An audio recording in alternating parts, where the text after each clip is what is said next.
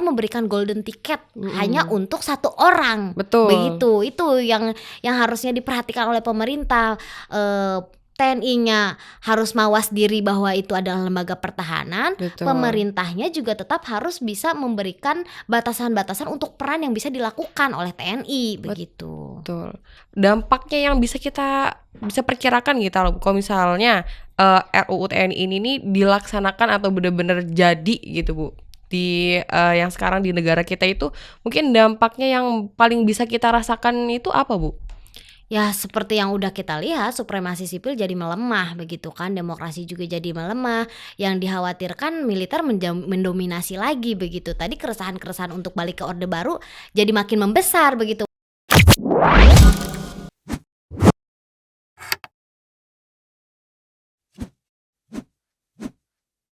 Halo DMCers, selamat datang di podcast kali ini bersama saya Naza Nurhaliza yang akan menemani kalian di podcast kali ini. Yang tentu saja saya tidak sendiri, saya bersama dengan Ibu Restu Gusti Monitasari selaku alumni Untirta yang sekarang menjadi dosen muda nih di Untirta Pamulang Kampus Serang. Boleh Ibu, silahkan kita mungkin bisa perkenalkan diri Ibu mungkin. Oke, halo selamat sore semuanya. Sore Bu. Sebelumnya terima kasih atas undangannya. Saya sangat antusias karena dapat podcast di DMC ya pada sore hari ini. Perkenalkan, saya Restu Gusti Monitasari. Saya juga merupakan alumni dari Universitas Sultan Ageng Tirtayasa, Fakultas Hukum, baik S1 maupun S2-nya. Saat ini kegiatan saya alhamdulillah sedang menjalani profesi sebagai seorang dosen di Universitas Pamulang Kampus Serang. Dan aktivitas lainnya saya juga advokat, trainer public speaking, dan mentor juga profesional juri debat. Dan kebetulan saya punya platform yang namanya Rumah Debat. Oke, boleh nih guys, yang kalian penasaran boleh aja nih kita tanya-tanya. Oke Bu, gimana kabar hari ini Bu, sehat? Alhamdulillah sehat. Abis selesai ngajar atau gimana Bu? Jeda, karena maghrib pasti ada kelas lagi sampai malam. Oh, sampai malam ya Bu ya? Iya, betul. Padat ya berarti aktivitasnya Bu ya? Ya, begitulah rutinitas. Tapi kita harus semangat Ibu, soalnya kita akan membahas yang lagi viral nih Bu ya, pembahasan yang cukup viral hari ini, yaitu kita akan membahas tentang RUU TNI ini Bu. Nah, yang gimana kita tahu RUU TNI ini adalah rancangan undang-undang tentang Tentara Nasional Indonesia atau yang sering kita dengar sebagai RUU TNI ini. RUU ini digadang-gadang sebagai bentuk pembaruan terhadap Undang-Undang TNI yang sudah berlaku sejak tahun 2004. Di balik label pembaruan, banyak yang justru melihat potensi ancaman terhadap demokrasi sipil dan supremasi hukum, mulai dari usulan penambahan tugas-tugas militer di luar ranah pertahanan sampai soal pengangkatan TNI di jabatan sipil yang menuai pro kontra tentunya. Lagi belum soal tentang transparansi, pengawasan sipil, dan implikasi terhadap hak asasi manusia. Sebenarnya, apakah RUU ini memang dibutuhkan? Apakah TNI butuh perluasan peran? Atau jangan-jangan kita sedang mengundur ke era yang seharusnya sudah kita tinggalkan nih. Nah, kita nggak usah lama-lama lagi Bu ya, kayak kita harus ngebahas nih, karena mungkin banyak teman-teman yang penasaran dengan pembahasan kita kali ini Bu. Ngebahas tentang RUU TNI ini kembali mungkin ke masa Orba kah? Ataukah apa nih Bu sebenarnya yang isi utama dari RUU TNI yang sebenarnya direvisi dari lama menjadi ke yang baru? Dan mengapa banyak sekali masyarakat yang mungkin kurang setuju dengan hal ini Bu? Oke, berkaitan dengan RUU TNI ini memang betul tadi ya, sedang menjadi isu hangat di media sosial, di berita-berita, internet, pokoknya hampir semua lini masyarakat itu membahas terkait dengan RUU TNI. Betul sekali. Setidak-tidaknya ada dua hal yang memang menjadi pembahasan masyarakat, yaitu yang pertama isi daripada RUU TNI itu sendiri, lalu yang kedua proses pembahasan RUU TNI itu sendiri. Nah, dua isu ini yang kemudian menjadi pembahasan masyarakat di media sosial ataupun di berita. Nah, kemudian apa sih sebetulnya yang menjadi hal kontroversi di masyarakat terkait dengan isi TNI, apa aja begitu? Sebetulnya untuk melihat permasalahan yang terjadi di revisi Undang-Undang TNI ini, kita harus melihat fakta daripada draft ya, karena itu sebagai dasar normatif kita untuk menganalisis suatu peraturan perundangan. Tapi memang yang menjadi permasalahan saat ini belum juga ada, kalau saya pribadi ya, saya belum menemukan draft resmi yang dikeluarkan oleh DPR terkait dengan revisi Undang-Undang TNI. Jadi sekarang yang ada di internet itu masih adanya Undang-Undang 34 tahun 2004. Jadi masih undang-undang lama. Adapun draft-draft yang beredar itu bukan dari laman resmi TNI, dalam laman resmi DPR maksud saya. Nah, hal itulah yang kemudian menurut saya yang membuat perkembangan isu-isu di masyarakat, karena setiap draft yang dibaca kemungkinan juga itu tidak sesuai dengan apa yang dibahas oleh DPR gitu. Betul. Tapi setidak-tidaknya ada 4 isu kontroversial yang menjadi permasalahan di dalam RUU TNI. Nah, tapi kita harus tahu dulu nih, harus bisa membedakan antara RUU sebagai rancangan dan RUU sebagai revisi ya. Betul. Jadi kalau revisi itu berarti hanya beberapa pasal aja. Makanya tadi saya bilang setidaknya ada 4 gitu yang menjadi permasalahan. Kalau 4 itu kira-kira kalau boleh tahu apa aja itu, Bu? Oke, kalau 4 ini pasti teman-teman juga sudah sering mendengar ya informasinya. Karena yang pertama itu adalah perihal penambahan tugas untuk operasi militer selain perang. Nah, sebelumnya di Undang-Undang Nomor 34 Tahun 2004 itu kurang lebih ada 14 operasi militer selain perang yang bisa dilakukan oleh TNI gitu. Tapi dengan adanya revisi ini ada penambahan 2, yaitu poin 5 pasal 7 ayat 2A huruf B poin 15 dan poin 16. Nah, yang salah satu penambahannya inilah yang menjadi isu hangat, yaitu perihal membantu mengatasi atau menanggulangi permasalahan cyber.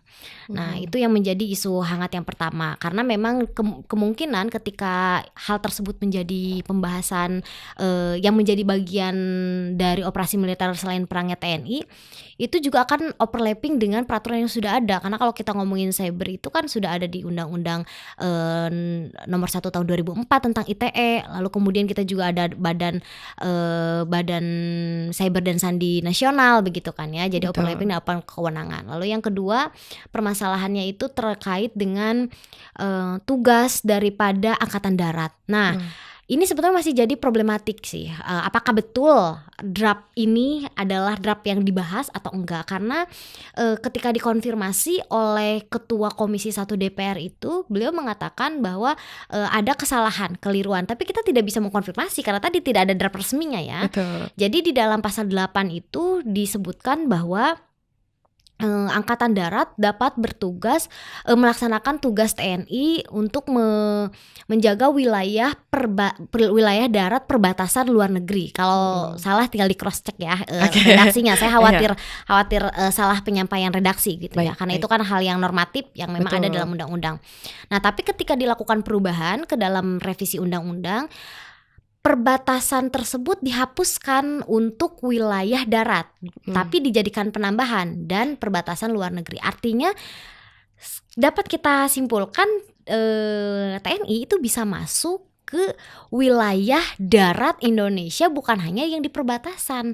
Nah, ini nanti akan bergesekan nih dengan tugas-tugas keamanan yang dipegang oleh Polri gitu. Nah, lalu kemudian yang ketiga itu terkait dengan penambahan jabatan sipil ya. Betul. Nah, penambahan jabatan sipil mungkin ini yang lagi viral viral ya, sampai ada bahasa ya yang cukup fenomenal lah di media sosial ya. Gitu. Nah, itu penambahan jabatan sipil negara yang memang ada beberapa yang ditambahkan, yang semula sekitar 9 atau 10, lalu kemudian ditambahkan beberapa lagi. Nah, lalu yang keempat itu perpanjangan masa pensiun. Nah, ini cukup signifikan nih kalau yang ini, sangat menarik karena dari hanya 2 klaster saja pembagiannya, lalu kemudian menjadi 4 klaster, bahkan seperti ada kekhususan begitu untuk yang memiliki bintang 4. Jadi bisa diperpanjang gitu ya. Gitu. Betul. Oke, berarti mungkin karena adanya revisi di RUU TNI yang sekarang ini ya Bu ya, adanya perluasan jabatan sipil kan betul yang sudah dibahas tadi untuk TNI aktif. Nah, itu kira-kira nih Bu, dengan adanya revisi seperti ini, siapa sih yang paling diuntungkan dari pasal-pasal ini Bu? Oke. Tentunya ya para elit militer begitu kalau ditanya Betul. siapa yang Betul diuntungkan. sekali Tapi sih. sebetulnya kita harus paham dulu nih maksud daripada memasuki jabatan sipil yang merupakan TNI militer, TNI aktif. Jadi di Undang-Undang 34 2004 sebelum revisi, esensi daripada pasal ini adalah untuk melimitasi TNI di jabatan-jabatan sipil ya, melimitasi, jadi membatasi. Baik. Tapi ketika dilakukan perubahan, memang esensinya tetap sama, melimitasi, tapi justru malah menambahkan. Nah, Oke. penambahan inilah yang kemudian membuat rancu seolah-olah TNI jadi semakin kuat. Jadi Betul. jadi yang dapat dilihat dari revisi Undang-Undang TNI ini bukan urgensi untuk kebutuhan masyarakat, tetapi urgensi untuk penguatan lembaga TNI itu sendiri. Oke. Gitu. Mungkin itulah yang pada akhirnya terus masyarakat menyuarakan begitu, apalagi isu ini kan naik-naiknya ketika rapat ini dilakukan secara tertutup dalam waktu yang cukup cepat, apalagi waktu itu di Hotel Bintang 5 ya, masyarakat sipil melakukan bahasanya geruduk begitu ya. Oke. Melakukan geruduk di rapat di Hotel Bintang 5 yang kita tahu saat ini Presiden Prabowo Subianto dengan pemerintahannya sedang melakukan efisiensi anggaran begitu. Betul. Tapi kok untuk pembahasan RUU ini malah ada di Hotel Bintang 5 secara Oke. tertutup pula begitu. Betul. Oke, sebenarnya nih Bu, RUU TNI ini bagian dari strategi pertahanan nasional atau ada agenda lain mungkin Ibu? Nah, itu asumsi sebetulnya ya. Betul. Karena memang tergantung sudut pandang untuk membahas hal tersebut ya. Apakah ini memang strategi nasional atau mungkin ada udang di balik batu gitu ya. Waduh. Udang di balik bakwan begitu Oh, ya. iya. Lebih enak sih kalau udang Lebih di balik enak, bakwan betul. ya. Begitu. Tapi kalau saat ini kita melihat perkembangan media, perkembangan berita yang ada, yang kita baca, yang kita dengar, sulit untuk kita berpikir jernih karena ada dua hal tadi yang jadi masalah. Isinya yang jadi masalah 4 poin tadi yang sudah saya Betul. sebutkan, lalu pembahasannya. Kalau Oke. kita bandingkan dengan RUU lain, contoh RUU PKS sampai dengan detik ini masih belum ada pembahasannya, nggak tahu titik terangnya seperti apa Oke. gitu. Perjalanan pembahasannya itu Masih seperti belum apa, pasti belum mungkin pasti ya. gitu.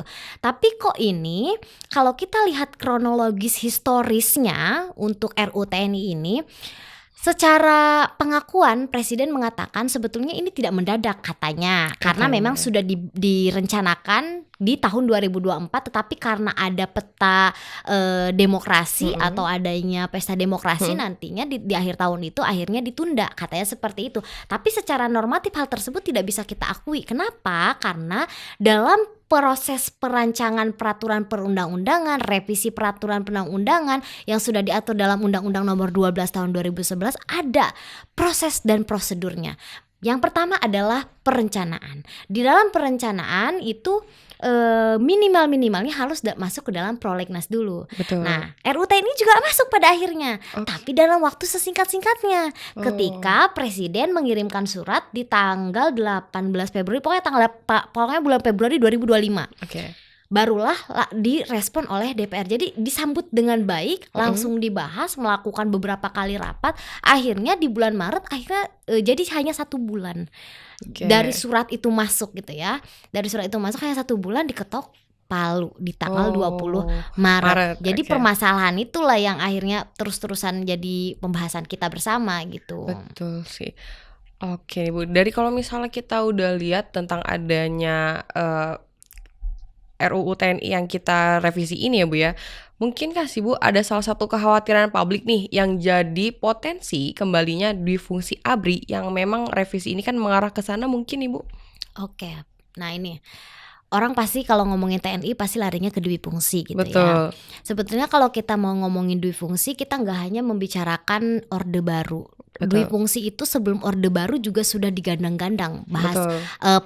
teorinya, doktrinnya itu sudah ada sebetulnya, tapi semakin menguat ketika masa Orde Baru. Nah, yang menjadi ciri daripada dui fungsi itu kan para militer, para prajurit, para TNI itu dapat memasuki jabatan publik dengan bebas ya, Betul. tanpa ada pembatasan. Betul. Ketika sekali. memasuki masa reformasi, akhirnya hal tersebut dihapus. Jadi TNI sudah tidak bisa lagi memasuki jabatan publik, terkecuali dia mengundurkan diri dari jabatannya. Begitu. Itu pun dibatasi, Betul. ya, dibatasi hanya beberapa di pasal 8 tadi. Oke. Nah, kemudian ketika di dalam RUU ini ada lagi pemberian terhadap jabatan publik yang diberikan, dikhawatirkan dui fungsi itu memang kembali lagi. Walaupun di dalam RUU memang tidak ada satu pasal pun yang secara eksplisit mengatakan bahwa TNI bisa masuk ke ranah politik seperti DPR dan lain sebagainya, begitu ya, tidak ada. Tetapi ketika masuk ke jabatan sipil tadi yang memang seharusnya oleh masyarakat sipil dan merupakan supremasi sipil, itu ada kekhawatiran yang tentunya dirasakan oleh masyarakat, begitu. Iya. Oke, kalau misal kita menganut dari sudut pandang hak asasi manusia nih Bu, atau demokrasi mungkin ya, kenapa sih perlu berhati-hati atau khawatir saat militer mulai punya peran dalam sipil lagi nih Bu? Apakah kita terlalu takut sama TNI ini atau justru perlu lebih kritis lagi kita dalam mendakapi hal ini Bu? Oke.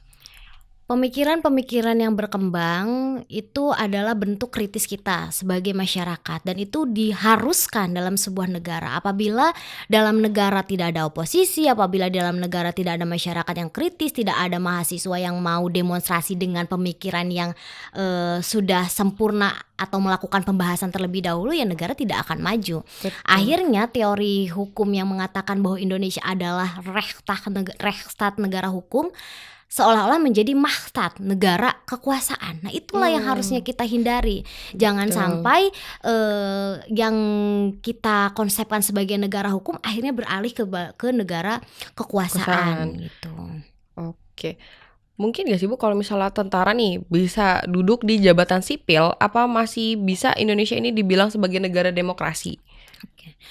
Kalau kita ngomongin demokrasi, ya kita harus lihat dulu ciri-ciri negara demokrasi. Sebetulnya bisa saja dikatakan tetap negara demokrasi, karena sistem daripada demokrasi itu kan melibatkan rakyat. Betul. Dari rakyat, oleh rakyat, untuk rakyat. Lalu pemilihannya juga dapat bisa dilakukan secara langsung ataupun tidak langsung. Tapi inti daripada demokrasi itu adanya penjunjungan tinggi terhadap hak asasi manusia, lalu melibatkan aspek rakyat dan adanya pemisahan kekuasaan, begitu. Sebetulnya ketika aspek-aspek tersebut sudah terpenuhi, maka demokrasi tetap bisa berjalan. Tapi yang kita khawatirkan adalah ketika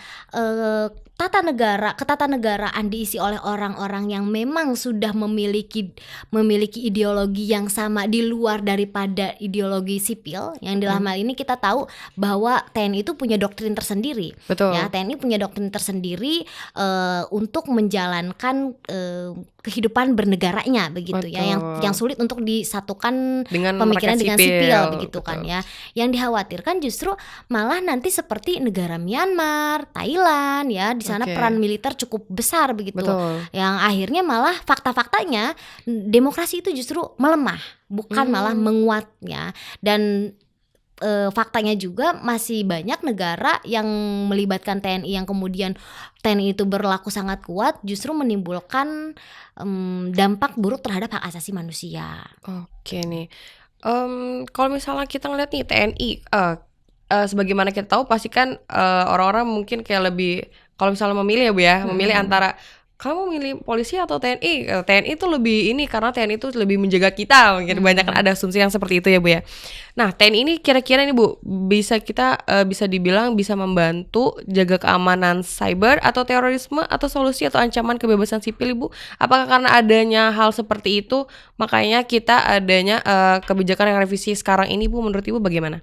Oke, ini sebenarnya kita harus mempertegas lagi nih antara keamanan dan pertahanan. Betul. Kalau ngomongin pertahanan itu memang ada di ranahnya TNI, Betul. ya. Sedangkan keamanan untuk saat ini memang ada di ranahnya Polri. Tapi memang doktrin ini kemudian berkembang. Dalam sudut pandang TNI, ancaman untuk negara itu sekarang bukan hanya perang. Betul. Ya, bukan hanya perang, tetapi ada ancaman-ancaman lain seperti tadi. Betul. Terorisme, lalu kemudian narkotika, lalu kemudian cyber gitu ya.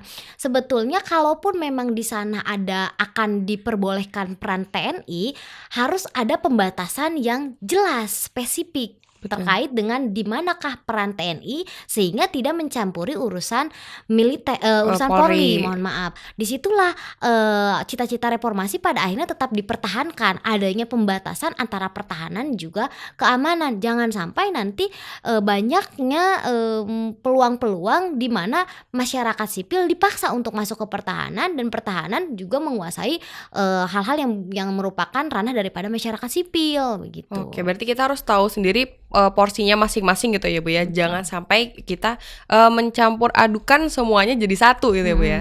Oke, baik nih. Nah, kita mau tanya sih Bu, menurut Ibu nih, apakah militer itu harus benar-benar netral atau jauh dari jabatan sipil gitu Bu? Oke, kalau pandangan saya sebagai perwakilan generasi zilenial ya, dengan doktrin yang saya terima dari awal memasuki dunia pendidikan, ya seperti yang kita ketahui bahwa seharusnya memang TNI itu netral. Betul. Ya, netral. Kalaupun mau memasuki jabatan publik ya memang harus berhenti dulu, lepas jaketnya, lepas lorengnya. Betul. Begitu ya. Dan pemerintah pun seharusnya memperhatikan hal tersebut. Jangan sampai dengan kekuasaan yang dimiliki, entah tujuannya seperti apa, kita juga masih belum bisa menerka ya. Betul. Apabila belum terrealisasi dengan beberapa periode begitu, beberapa waktu lah. Nah, ini harusnya memberikan batasan untuk kewenangan peran daripada TNI memasuki ranah apa saja begitu. Jangan sampai karena kepentingan oknum atau kelompok tertentu akhirnya memberikan golden ticket begitu ya. Karena kan isu sekarang ini adalah salah satunya adalah terkait dengan sekretaris presiden. Betul. Ya. Dan itu memang dimasukkan di dalam revisi undang-undang TNI yang sebelumnya hanya sebagai kesekretariatan militer presiden ditambah menjadi kesekretariatan presiden ya. Jadi double gitu ya Bu ya? Iya, jadi pada akhirnya ya seperti saat ini sekretaris presiden kesekretariatan presiden saat ini belum melepas lorengnya begitu ya. Akhirnya kan isu di masyarakat secara bola liar dapat ditangkapnya adalah ini seolah-olah memberikan golden ticket hanya untuk satu orang. Betul. Begitu. Itu yang harusnya diperhatikan oleh pemerintah.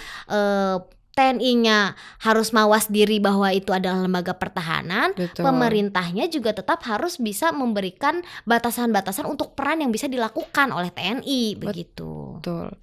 Nah, seharusnya nih Bu, apa sih yang seharusnya diperbaiki dari mekanisme pembahasan undang-undang, khususnya yang mungkin berdampak besar seperti yang kita sedang bicarakan ini Bu? Oke. Sebenarnya kalau ngomongin perundang-undangan di Indonesia itu memang masih menjadi isu yang sangat dilematis ya. Yang harus kita ketahui, Indonesia itu termasuk over capacity regulasi. Sangat gemuk sekali, banyak sekali peraturan-peraturan. Betul. Tapi kalau misalkan kita mau mengatasinya dalam hal pembahasan, khususnya dalam case yang saat ini kita bahas, ya minimalnya kita mengikuti aturan yang ada di dalam Undang-Undang Nomor 12 Tahun 2011 terkait dengan proses pembentukan peraturan perundang-undangan. Kita harus tahu dulu nih, bentuk produk hukum yang ada di Indonesia itu apa saja. Itu diatur di dalam pasal 7 bahwa Indonesia ini memiliki produk hukum mulai dari undang-undang dasar lalu kemudian sampai ke peraturan daerah, kabupaten, kota, dan di sana ada undang-undang. Undang-undang ini dimiliki oleh siapa kewenangannya? Dalam Undang-Undang Dasar pasal 20 disebutkan bahwa undang-undang termasuk produk legislatif, yaitu dalam hal ini DPR dan juga pemerintah begitu ya. Betul. Nah, maka ketika proses pembahasannya, proses perancangan, proses pembentukannya ataupun perevisiannya itu harus mengikuti prosedur yang ada.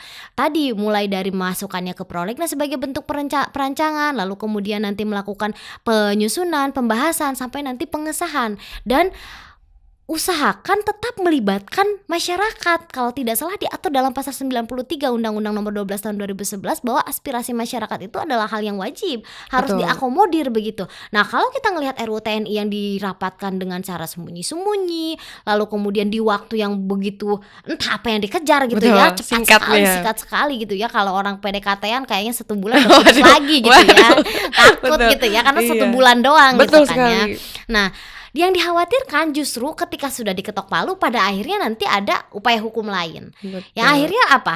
Kita bergelut dengan permasalahan yang sama. Karena Indonesia juga memberikan kesempatan kepada masyarakat untuk melakukan yang namanya judicial review. Ya, Betul. undang-undang sebagaimana dalam pasal 24 Undang-Undang Dasar NRI tahun 1945 itu bisa dilakukan judicial review pasal 24C itu ke Mahkamah Konstitusi. Ya, akhirnya kan tidak selesai-selesai. Pembahasannya 1 bulan, nanti malah ada Ada lagi. pembahasannya gitu. Jadi seharusnya dalam hal ini sebagai solusi untuk kedepannya ya, saya Betul. harap pemerintah itu dalam melakukan tindakan harusnya mempertimbangkan. Jadi jangan sampai apa yang ingin diputuskan, apa yang ingin dilakukan karena faktor X ataupun karena kepentingan kelompok tertentu begitu. Tapi semuanya harus semata-mata karena rakyat. Dalam pasal 1 ayat 3 itu Indonesia adalah negara hukum dan kedaulatan itu dipegang oleh rakyat, bukan Betul. lagi dipegang oleh lembaga tertentu begitu.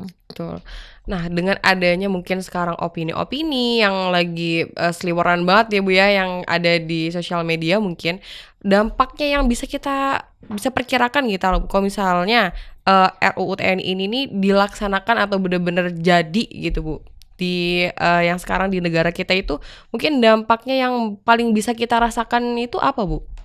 Ya seperti yang udah kita lihat, supremasi sipil jadi melemah begitu kan, demokrasi juga jadi melemah.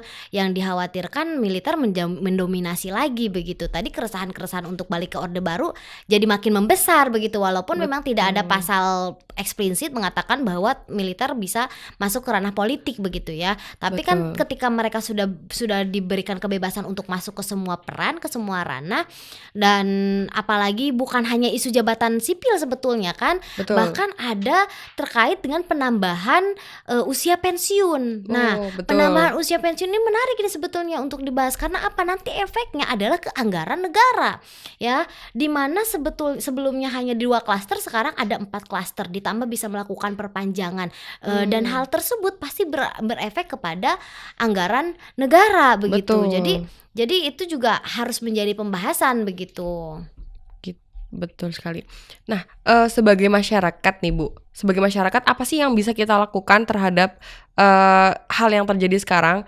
Untuk menanggapinya kita harus tetap kritis dan melek dalam respon revisi seperti ini, atau bagaimana Bu kita harusnya berpendapat atau berpikir sebagai masyarakat? Oke, sebagai masyarakat, apalagi di sini kan rata-rata generasi zilenial, Betul. sebagai generasi muda, itu adalah hal yang wajib ya untuk merespon semua isu yang ada di negara kita ini. Karena kalau bukan kita ya siapa lagi? Betul Apalagi sekali. pemerintahan saat ini bisa dibilang tidak ada oposisi begitu ya. Jadi Betul. kita yang dikasih tugas lebih untuk melakukan kritis terhadap keputusan ataupun kebijakan yang dilakukan oleh pemerintah. Betul. Jadi untuk masyarakat, untuk kita semua generasi muda itu ya harus mengikuti perkembangan permasalahan ketatanegaraan ataupun permasalahan lainnya. Ketika Betul. ada permasalahan di depan mata, kita jangan tutup mata, jangan tutup telinga. Kita bisa melakukan segala hal yang bisa kita lakukan saat ini mudah. Minimalnya Betul. kita bisa melakukan blow up di media sosial, memfollow up isu-isu tersebut, lalu kita juga melakukan kritisasi, dan apabila kalian adalah mahasiswa, lakukanlah diskusi-diskusi.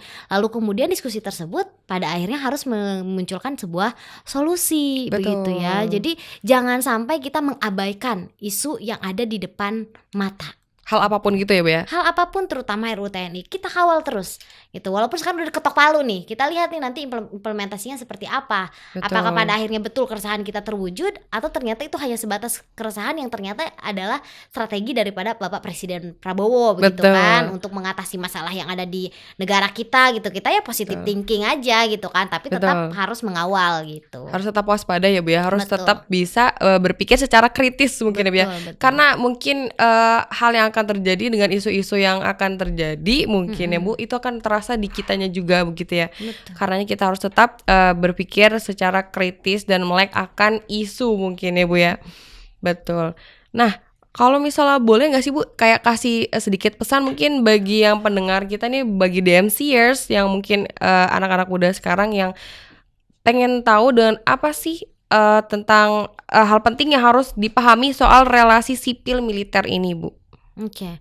untuk pendengar setia. Pendengar setia kita DMCers ya, untuk tetap waspada dalam hal apapun ya, karena memang kita tidak tahu kebijakan pemerintah ini pada akhirnya akan berdampak seperti apa. Tapi sebetulnya kita sudah bisa menerka. Untuk itu kita harus bisa terus mengawal, memfollow up dan juga mencari referensi terbaik. Jangan sampai kita malah jadi penyalur berita yang tidak baik, apalagi generasi muda. Saya yakin DMCers ini merupakan orang-orang intelektual penontonnya. Betul. Orang intelektual pasti ya. Jadi tidak dengan mudah merespon segala suatu hal itu ditelan mentah-mentah gitu. Tapi harus dilakukan analisis dulu, riset dulu, lalu kemudian ketika memang terjadi suatu kesalahan ya harus melakukan respon, bukannya malah diam gitu. Jadi jiwa kritisnya harus tetap ditingkatkan. Betul sekali guys.